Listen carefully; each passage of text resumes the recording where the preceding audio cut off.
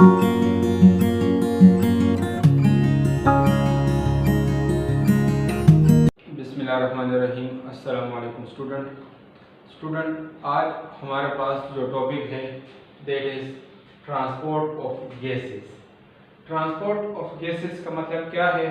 Transport of gases का ये मतलब है कि हमारे पास एल्वियोलाई में ऑक्सीजन है। अब ये ऑक्सीजन एल्वियोलाई से टिश्यू में कैसे पहुंचता है और टिश्यू में कार्बन डाइऑक्साइड प्रोड्यूस हुआ है, वो कार्बन डाइऑक्साइड टिश्यू से एल्वियोलाई में कैसे ट्रांसपोर्ट होगा। क्योंकि एल्वियोलाई में जो ऑक्सीजन आता है वो इंस्पायरेशन के थ्रू आता है और एल्वियोलाई से जो कार्बन डाइऑक्साइड रिलीज होता है एनवायरनमेंट में वो एक्सपायरेशन के थ्रू होता है। ये तो हमने हम पढ़ चुके हैं। तो अभी हमने ये पढ़ना होगा कि ऑक्सीजन कैसे एल्वियोलाई से टिश्यू में ट्रांसपोर्ट होगा। आते हैं अपने टॉपिक की तरफ कि हमारे पास है ट्रांसपोर्ट ऑफ ऑक्सीजन। पहले हम ट्रांसपोर्ट ऑफ ऑक्सीजन पढ़ेंगे, बाद में हम transport of carbon dioxide from tissue to the alveoli. आते हैं ट्रांसपोर्ट ऑफ ऑक्सीजन। हमारे पास क्या है? लेट्स सपोज ये मेरे पास है एल्वियोलाई, ये मेरे पास है एल्वियोलाई, सही। अच्छा, अब यहां पे एल्वियोलाई में हमारे पास प्रेजेंट है ऑक्सीजन। अब इस ऑक्सीजन ने ट्रांसपोर्ट होना है सेल्स में या टिश्यू। ये भी याद रखें, हमारे पास एल्वियोलाई से जो ब्लड आएगा टिश्यू में, उस ब्लड को हमें कहना होगा आर्टीरियल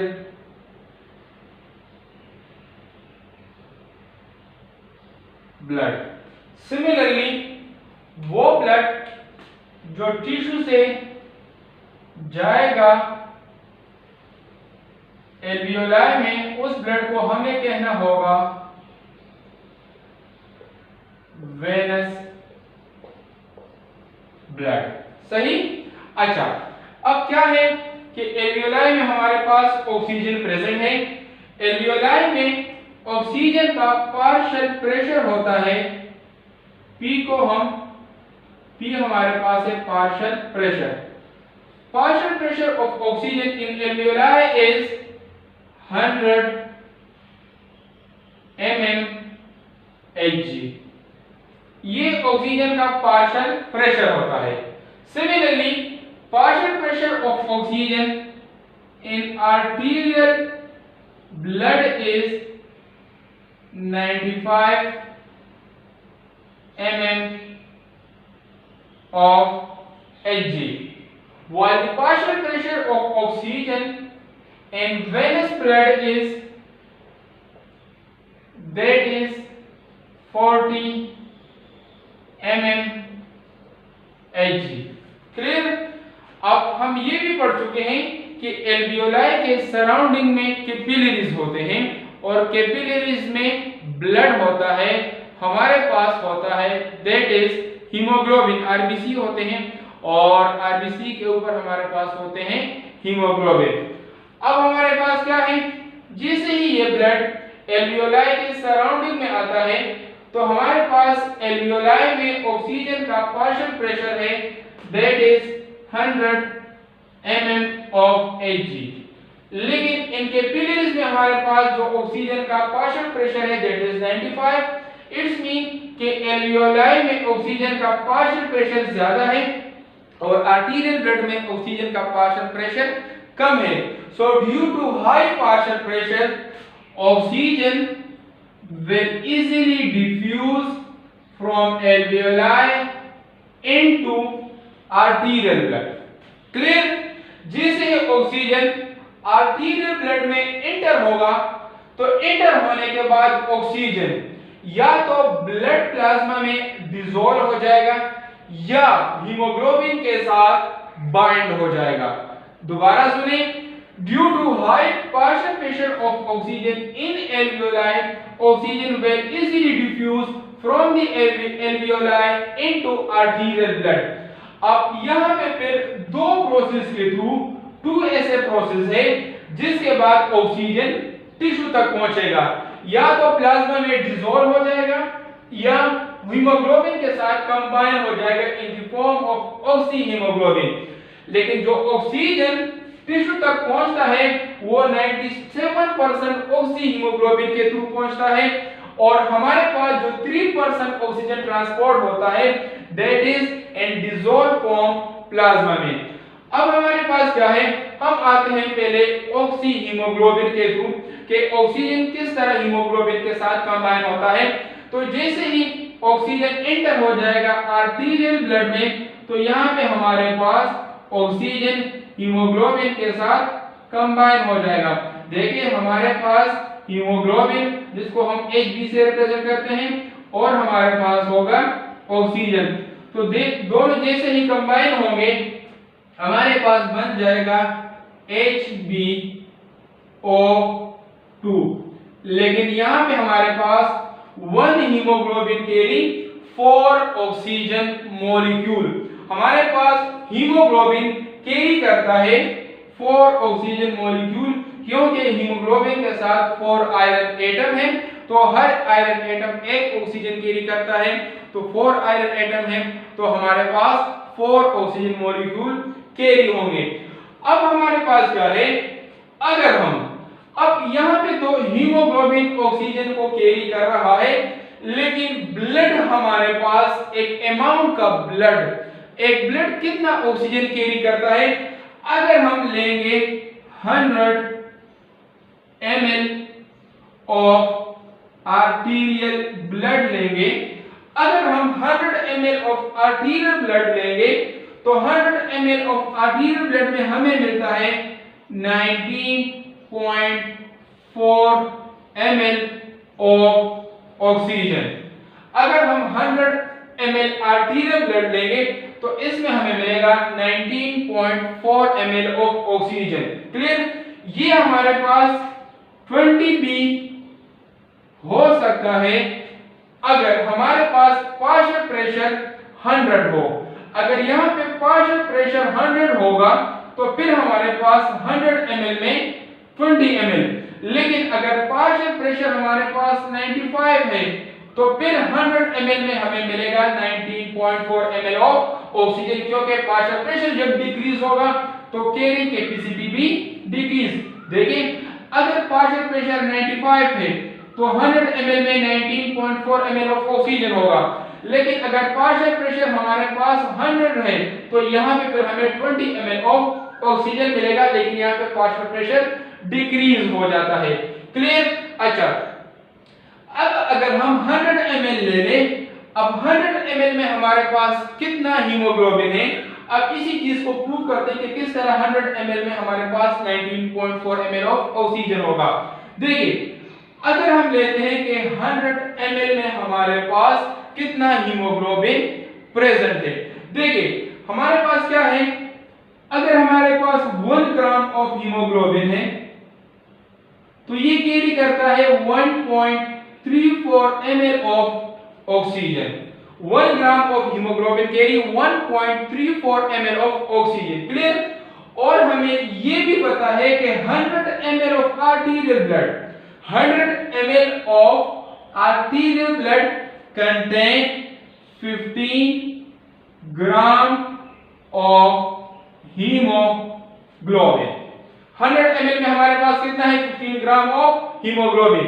तो अगर हमारे पास 100 ml ऑफ आर्टेरियल ब्लड में 15 ग्राम ऑफ हीमोग्लोबिन होगा तो फिर हमारे पास क्या होगा, यही हमारे पास होगा that will be 19.4 ml of oxygen आ जाएगा। तो यही हम जो कहते हैं कि 100 ml में 19.4 ml ऑफ ऑक्सीजन होता है, वो इस वजह से क्योंकि 100 ml में 15 gram of haemoglobin and we know that 1 gram of haemoglobin carry 1.34 ml of oxygen. So 15 को 1.34 ml को मल्टीप्लाई करेंगे तो हमारे पास यही 19.4 ml ऑफ ऑक्सीजन आ जाएगा। क्लियर? अच्छा, तो हमारे पास आर्टीरियल ब्लड में हमारे पास 100 ml ऑफ आर्टीरियल ब्लड में कितना ऑक्सीजन होता है? 19.4 ml ऑफ ऑक्सीजन। अब अगर हम वेनस ब्लड में ऑक्सीजन देखेंगे तो वेनस ब्लड में जो हमें ऑक्सीजन मिलेगा 100 ml ऑफ वेनस ब्लड में हमें जो ऑक्सीजन मिलेगा that is 14.4 ml of oxygen. देखिए डिक्रीज हुआ है। आर्टीरियल ब्लड में 19.4 ml of oxygen, venous blood में हमारे पास कितना है? 14.4। इसका ये मतलब है कि जब यहाँ पे टिश्यू में ब्लड आता है तो 19.4, जब टिश्यू से ब्लड दोबारा बाहर जाता है, जब टिश्यू से ब्लड दोबारा ट्रांसपोर्ट होता है तो फिर 14.4। रिमेनिंग 5 ml ऑफ ऑक्सीजन कहां पे जाता है? वो हमारे पास पहुंचता है टिश्यू में, क्योंकि यही वो टिश्यू होते हैं जो ऑक्सीजन को एरोबिक रेस्पिरेशन के लिए यूज करते हैं। ये कंडीशन हमारे पास नॉर्मल केस है। इन द केस अगर हमारे पास एक्सरसाइज हो रहा है, अगर हमारे पास एक्सरसाइज हो रहा है तो कैरिंग कैपेसिटी हमारे पास सेम होगी। एक्सरसाइज में भी हमारे पास 100 ml में हमारे पास होता है 19.4 ml ऑफ ऑक्सीजन, लेकिन during exercise venous blood contain 4.4 ml of oxygen। देखिए during exercise arterial blood contain 19.4 but venous blood contain 4.4 ml of oxygen। ये इतना ज्यादा ऑक्सीजन जो हमारे पास आता है that is 15 ml of oxygen.